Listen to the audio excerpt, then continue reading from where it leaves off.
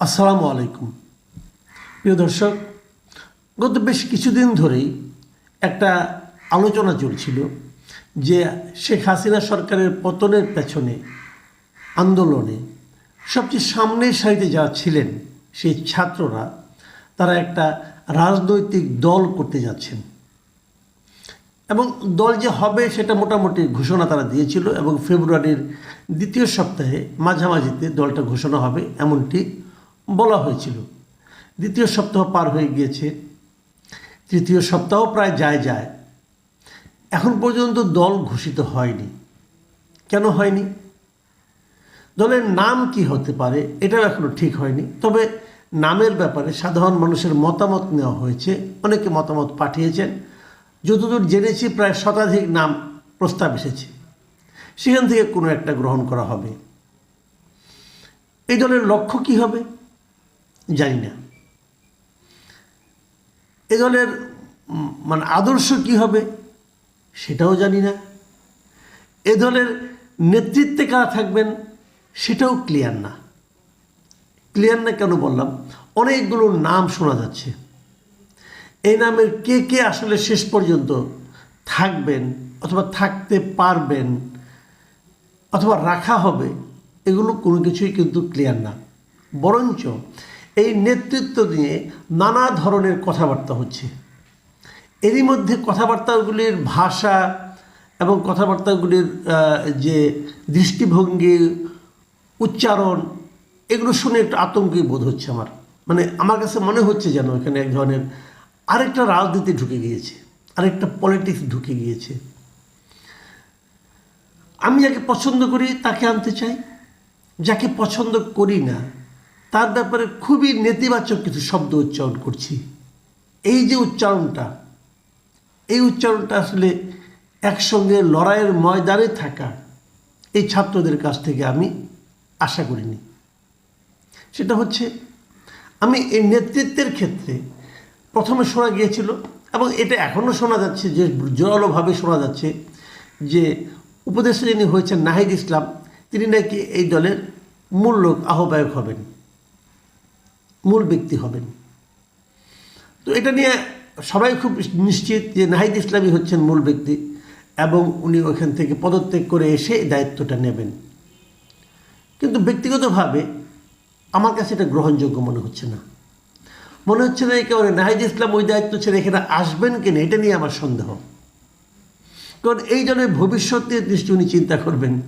এরকম একটা দল গঠিত হলেই সেই দল আগামীতে ক্ষমতায় চলে আসবে, ক্ষমতার শেয়ারে আসবে, এটা আমার কাছে খুব সহজ মনে হয় না। এরকম কঠিন কাজে উনি এসে যোগ দেবেন কিনা আমি জানি না। আর এখানে যোগ দিতে গেলে তাকে তো ওই মন্ত্রিত্ব ছাড়তে হবে। উপদেষ্টার পদ ক্ষমতাধর পদ, ক্ষমতা আছে, নানা রকম কথাবার্তাও তো শোনা যাচ্ছে যে ওখানে একটা, এই দেশের মন্ত্রী কিন্তু একটা গুরুত্বপূর্ণ পদ। মন্ত্রী হলে এলাকায় প্রভাব থাকে, নানা রকম লোকজন আসে, তদবির বাণিজ্য হয়, অনেক কিছুই হয়। যে গ্রহণ করে সে করে, যে গ্রহণ না করে সে করে না। উনি গ্রহণ করেছেন কিনা জানি না, তবে কিছু কিছু কথা তো শুনি নানা জায়গায়, সোশ্যাল মিডিয়ায় অনেকে দেখলাম চ্যানেল দিয়েও কথা বলছেন অনেক কিছু। তো হচ্ছে এগুলো। তো সেই পথ ছেড়ে উনি এসে এই অনিশ্চয়তার মধ্যে পা বাড়াবেন কিনা, অনিশ্চয়তার নৌকায় হাল ধরবেন কিনা আমি জানি না। আর সেই হালও ধরা যায় যদি সবাই একমত হয়ে একজোট হয়ে তাকে আনে। এখানেই তো জোটের সমস্যা আছে। পত্রপত্রিকায় যতটুকু আমরা পড়েছি সেখানে হলো নাহিদ ইসলাম আসছেন প্রধান হয়ে দলের, এবং তার সঙ্গে সদস্য সচিব কে হবেন এটা নিয়ে নানা ধরনের ক্যারিকেচার শোনা যাচ্ছে। কেউ বলছে আক্তার হোসেনের নাম, কেউ বলছে পাটোয়ারি সাহেবের নাম, নাসিরুদ্দিন পাটোয়ারির নাম, কেউ বলছে সার্জিস আলমের নাম, কেউ বলছেন হাসনাত আবদুল্লাহর নাম। এর মধ্যে নতুন আরেকটা নাম পেলাম, সে নামটা হলো জামাতের যারা অনুসারী আছেন, জামাত শিবিরের, তারা একজনকে বলছেন, এটা হলো মিস্টার আলী আহসান জুনায়েদ, তাকে নাকি সদস্য সচিব বানানো হবে। এগুলোও শুনছি। আমি যতটুকু শুনেছি এবং আমার সঙ্গে বিভিন্ন জনে যা আলাপ হয়েছে সেখান থেকে আমি এটা বুঝতে পেরেছি যে এই সংগঠনটা আপনার যারা এখানে নতুন একটা দল করতে চাচ্ছে, তারা যারা সম্মিলিত হয়েছে সেখানে 4 থেকে 5টা বলয় আছে, 5টাই বলা যায়, 5টা বলয় আমি দেখতে পাচ্ছি নিশ্চিতভাবে। সেগুলো কারা কারা? প্রথম হলো গণতান্ত্রিক ছাত্র শক্তি নামে একটা সংগঠন ঢাকা বিশ্ববিদ্যালয়ে গড়ে উঠেছিল। এরা বেসিক্যালি ওই নুরুল হক নূর যে পার্টিটা করেছে এদের সঙ্গে একসময় 2018 সালের আন্দোলনে ছিল, কোটা বিরোধী আন্দোলনে ছিল। সে আন্দোলন থেকে তারা সরে যেয়ে গণতান্ত্রিক ছাত্র শক্তি নামে একটা সংগঠন তারা করেছে। এই সংগঠনের প্রধান ছিলেন আখতার হোসেন, উনি ডাকসুর সমাজ কল্যাণ সম্পাদক ছিলেন, তো নির্বাচিত হয়েছিলেন আর কি। নুরুল হক নূরের সঙ্গে ওই প্যানেলে উনি ছিলেন, তো তার নেতৃত্বে এটা গঠিত হয়েছিল। আখতার হোসেনের কে সম্পর্কে আমি যতটুকু খোঁজ দিয়েছি, ক্যাম্পাসে ওনার বেশ একটা সুনাম আছে, ভদ্র হিসাবে, মেধাবী হিসাবে এবং ধীর স্থির লোক হিসাবে।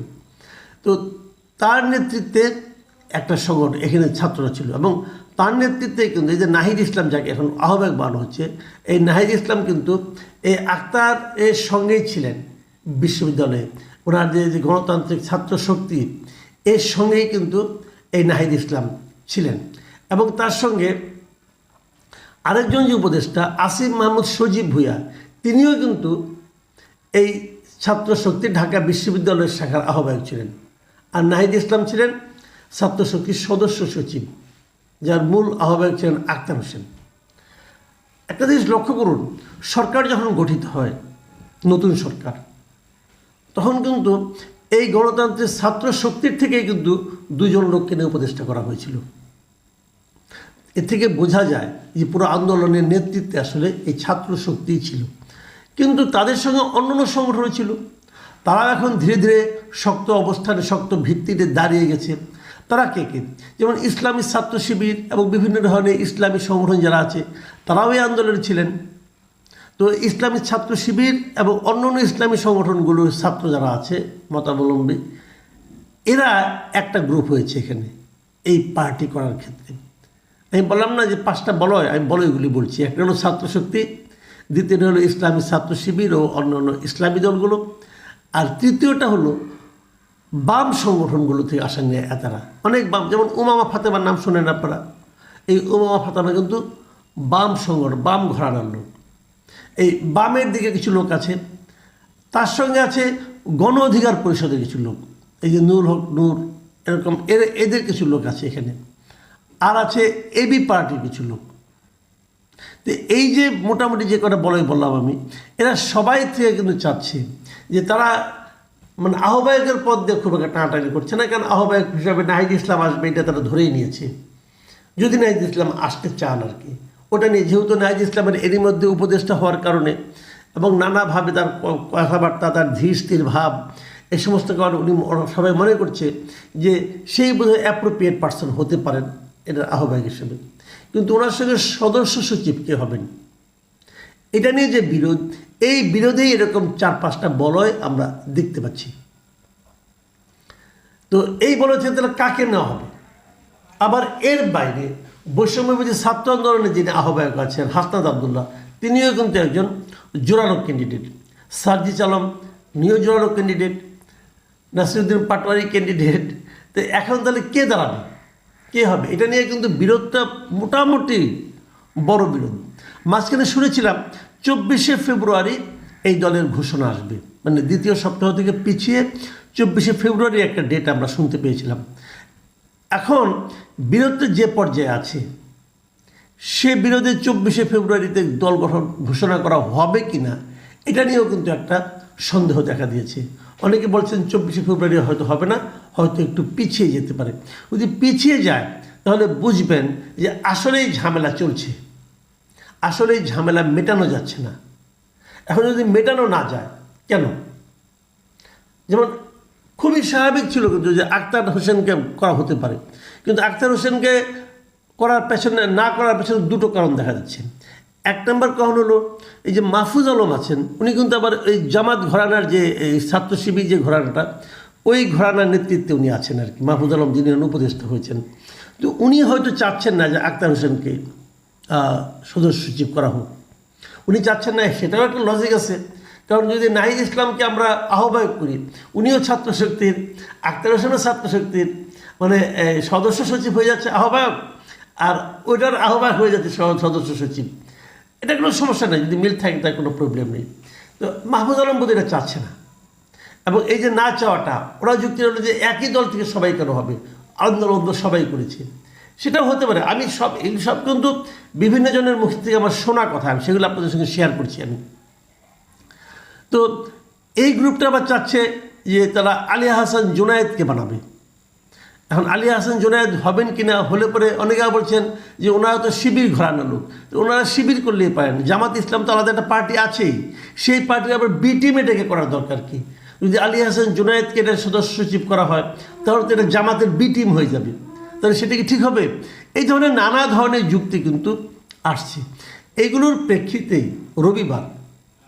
গতকাল রবিবার একটা মিটিংয়ে তারা বসেছিলেন, এবং সেই মিটিংয়ে তারা লম্বা আলাপ হয়েছিল। ওদের নাগরিক কমিটির কেন্দ্রীয় কমিটি যে সাধারণ সভা হয়েছিল, সেখানে তাদের 188 জন সদস্যের মধ্যে 115 জনই সেখানে ছিলেন, এবং সেখানে তারা অনেক আলোচনা করেছেন।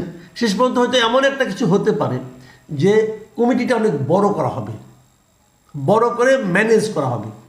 তো যদি কমিটির শুরুতেই, এখন যে জিনিসটা আমি আসলে বলতেই চাই, যাদের উপর আমরা তাকিয়ে আছি, আমি কিন্তু খুবই আশাবাদী ছিলাম ছাত্রদের এরকম একটা সংগঠন হোক। আমি সবসময় চাই তৃতীয় একটা শক্তির সামনে চলে আসুক। তৃতীয় শক্তি আসলে মানুষের কাছে একটা বাড়তি অপশন থাকে, যারা আমরা ভোট দেব, আমরা একটা অপশন চাই, বাড়তি অপশন চাই। সেই অপশনটার জন্য আমরা চেয়েছিলাম একটা শক্তিশালী তৃতীয় পক্ষ আসুক, তৃতীয় একটা দল আসুক। কিন্তু সেটা কতটুকু সহজ হচ্ছে আমি বুঝতে পারছি না। কারণ শুরুতেই যাদের এই নেতৃত্ব নিয়ে কামড়াকামড়ি হচ্ছে, নেতৃত্ব নিয়ে দলাদলি হচ্ছে, এবং নেতৃত্ব নিয়ে কিছু কিছু ক্ষেত্রে কাদা ছড়াছড়ি হচ্ছে, তো সেই রকম হতে থাকলে কিন্তু এটা মানুষের কাছে খুব একটা ভালো বার্তা দেবে না।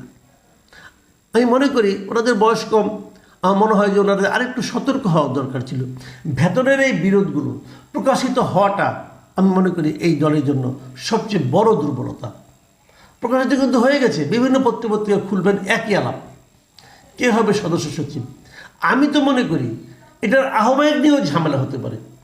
আমি নাহিদ ইসলামকে আহ্বায়ক হিসেবে পছন্দ করি না। আমি করি না এই কারণে, যখন নাহিদ ইসলামের আহ্বায়ক হবেন, ওনার যোগ্যতা নিয়ে কিন্তু আমার কোনো প্রশ্ন নেই। আমার প্রশ্নটা, উনি যখন এটার আহ্বায়ক হবেন, তখন কি হবে? এই দলের গায়ে কিংস পার্টির সিলমোহরটা লেগে যাবে, সেটা ঠিক হবে না। দলটাকে এখন রাজনৈতিকভাবে সিদ্ধান্ত নিতে হবে, ব্যক্তিকেন্দ্রিক সিদ্ধান্ত ভালো হবে না। নাহিদ ইসলাম, আসিফ মাহমুদ, সজীব ভুঁইয়া, মাহফুজ আলম, এরা কেউ যেন এই দল থেকে প্রার্থী না হতে পারে, এরকম সিদ্ধান্ত যিনি নিতে পারবেন, এরকম দৃঢ় সিদ্ধান্ত নেওয়ার যার মেরুদণ্ডের জোর আছে, তেমন লোকেরই এই দলের নেতৃত্বে আসা উচিত বলে আমি মনে করি। যাই হোক, এটা তাদের ব্যাপার, তাদের দল, তারা বুঝবেন। আমি তো ওই দলের কেউ না, বাট আমি একজন সাধারণ মানুষ হিসেবে আমার ওপিনিয়নটা দিলাম। প্রিয় দর্শক, আপনারাও এই দল নিয়ে ভাবুন, কারণ আমরা মনে করি ছাত্ররা আমাদের জন্য অবশ্যই একটা, আমাদের ভবিষ্যৎ, আমাদের আগামী দিনের কাণ্ডারি এরাই হবে। কাজে আমি একটা শক্তিশালী তৃতীয় দল চাই। আপনারা ভালো থাকবেন। আল্লাহ হাফিজ।